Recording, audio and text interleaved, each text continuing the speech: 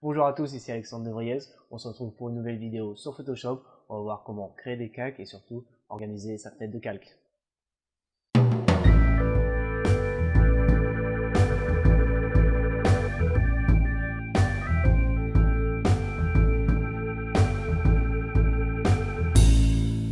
Donc sur Photoshop, qu'est-ce qu'on va vouloir faire? C'est déjà intégrer une photo. Ce que je vous conseille de faire, et la technique la plus facile sans se prendre la tête, c'est un drag and drop. Un drag and drop, c'est quoi? C'est un cliquer-déposer. Donc voilà, vous voyez bien que nous avons donc l'arrière-plan qui est verrouillé automatiquement par Photoshop. Ce qu'on va faire, c'est dupliquer le calque, qu'on renomme copie. Voilà. Vous pouvez désectionner le calque à l'aide de l'œil juste ici. Ce damier, c'est quoi? C'est un damier donc représenté par Photoshop pour vous indiquer que vous n'avez plus aucun élément visuel dans votre document PSD. Si vous n'avez pas encore saisi comment fonctionnaient les calques, je vous ai préparé un petit document très simple où en fait, en superposant les calques, vous pouvez obtenir une seule image. À vous de créer votre composition de telle façon à ce que la lecture soit crédible et lisible.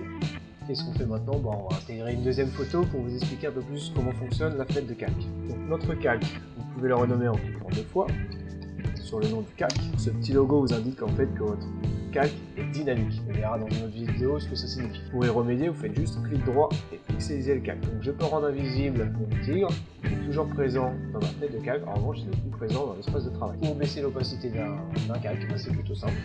Vous allez dans l'onglet opacité et vous le réduisez à l'aide du curseur et de votre souris, ou alors tout simplement avec les flèches directionnelles du clavier.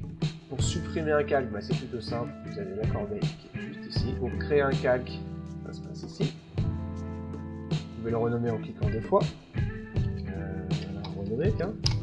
Cette icône vous indique que vous pouvez créer un groupe. Un groupe, moi j'appelle ça un dossier. Le dossier va vous permettre en fait de rassembler plusieurs calques qui sont de la même famille ou du moins du même genre et les stocker dans un même dossier pour justement économiser de la place dans votre fenêtre de calque. Donc nous verrons dans une autre vidéo ce qu'est les calques de remplissage. Ce sont des calques de réglage. En gros, les masques de fusion, pour faire simple, ce sont des masques que l'on va attribuer à des calques pour justement rendre invisible une partie indésirable. Ici, juste à côté, nous avons les styles de calque. Les styles de calque, ce sont justement des petits réglages, des typofinages qu'on va attribuer à un calque pour justement apporter un petit plus, comme un biseautage ou une lumière diffuse, une lumière externe, ou reporter, mais on verra ça dans une autre vidéo aussi parce que ça mérite qu'on s'y attarde un peu plus. Et enfin, pour finir, ce sont les modes de fusion. Donc les modes de fusion, ce sont en fait un réglage que l'on va apporter à un calque et qui va en fait transformer son aspect par rapport au calque qui se trouve en dessous de celui-ci. Mais pareil, on y reviendra dans une autre vidéo parce que ça mérite plus d'explications.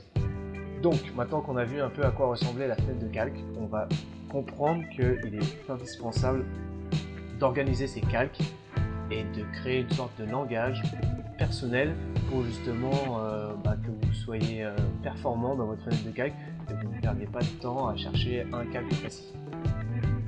Vous pouvez définir un code couleur sur votre calque en faisant clic droit et choisissez une couleur. Moi je sais que le rouge, c'est les calques qui sont très importants. Les jaunes, ce sont les calques de lumière ou de contraste.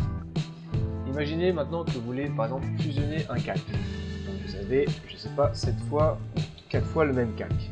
Vous allez juste faire CTRL E. Et là vous économisez de la place en réduisant le nombre de calques. Maintenant je vais vous montrer ce que ça fait en fait d'avoir un gros projet de 60 calques et justement organiser son travail de telle façon à ne pas perdre de temps et que les choses soient bien claires. Donc nous voilà dans un projet sur lequel j'ai passé pas mal de temps. C'est un projet où il y a énormément de calques, je crois qu'il y en a même 59 pour être plus précis. J'ai pris le temps justement de bien les renommer pour qu'ils soient bien clairs.